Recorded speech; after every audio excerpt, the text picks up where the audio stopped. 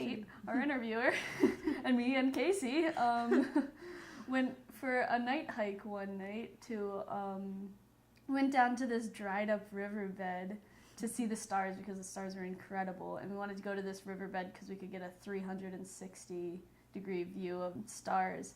And we got down there okay. It probably took us about like 10 minutes to walk down there. And then we decided to head back. And after about 15 minutes of walking, we realized we hadn't seen the park yet. And we could not find our way for the life of us, and we could not figure out how to get back. So then we were just wandering around, and we ended up off of the trail, and we were calling out, and nobody was answering. Our solutions were to start like hooing, like going hoo, hoo in the middle of the woods. But yeah, we were probably lost for an hour and 15 minutes at night. And we tried to follow the Southern Cross, and we did it wrong somehow. And so we just kept looking up and hoping that if we followed where we thought they might be, we would find it. And finally, we saw this like little flicker of light in the distance. We were like, oh, it's camp. So the worst story from our trip was actually when our van flipped over. We were driving down the road. Our driver tended to drive quickly, so we were pretty far ahead of the other group. All of a sudden we kind of did this fishtail motion deal and just flopped over, and it was like very scary. He wasn't wearing a seatbelt, and he just fell right into my lap. And I was sitting sideways, I was sitting sideways with this man in my lap, and he was so afraid, and I was so afraid, and neither of us knew what had happened. And I immediately yelled, "Is everyone okay?" Just to check with everyone in the back, and everyone was fine. But it was just so startling. But I got to do something that I've always imagined doing, which is climbing out of a car that's turned over through the driver's seat window, not going out a lame way, just like climbing out of a car and jumping down from the roof. The moment that probably had the biggest impact on me was when we were in the south at the reserve, the Base of Mafali Reserve, actually.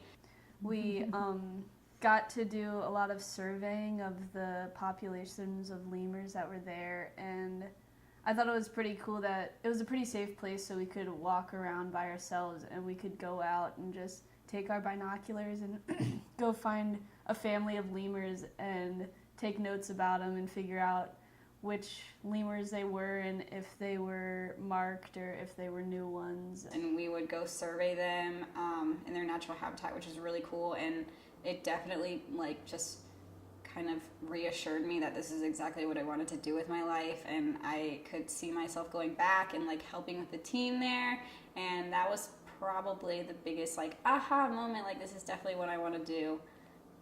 It's just work outside with animals and help conserve the species around our world.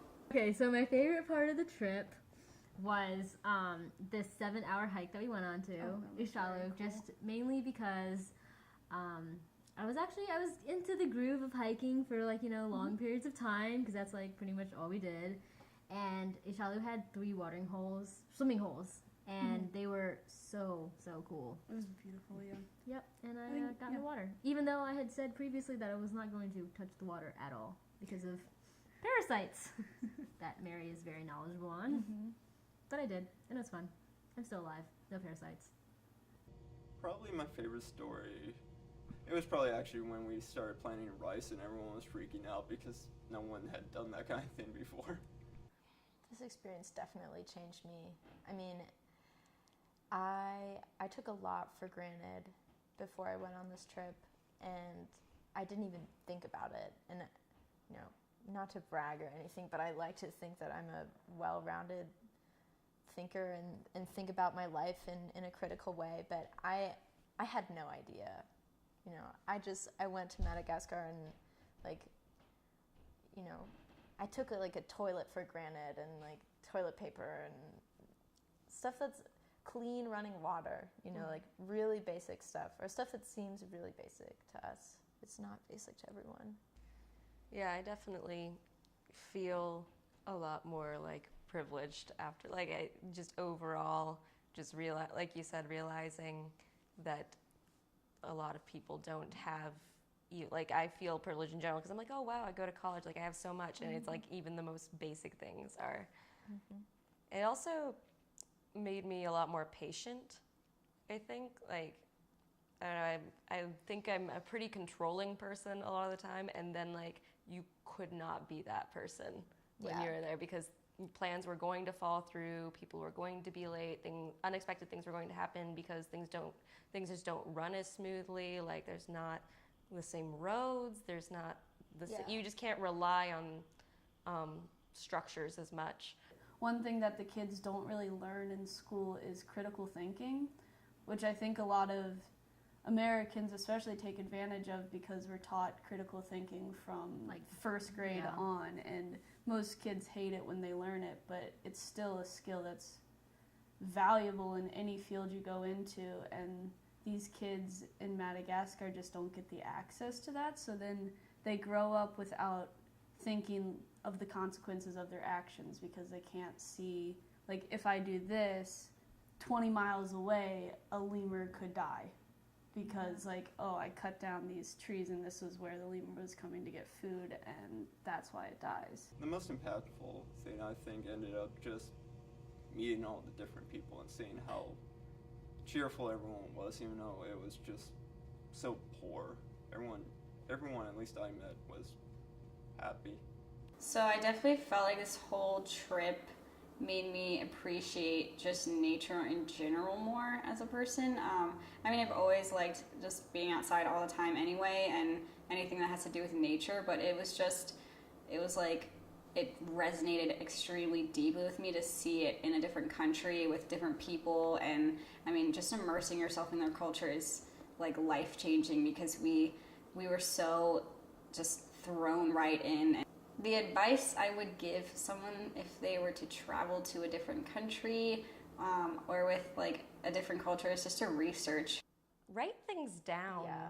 I wish I remembered more names. Do your research.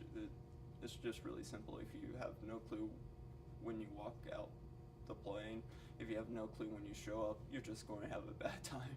Stay with no your group. expectations. Both of those. Pack light. Oh my god, yes. Lower your expectations. Like dramatically, like don't have any expectations at all. And then it'll all be great because It'll be fine. Yeah, everything will be fine and you won't be disappointed by your inedible meal. Yeah. Write down names, write down even like small experiences, write down what you ate, like write down something every day because it'll help you remember things. Don't be paranoid, but be prepared. Yeah.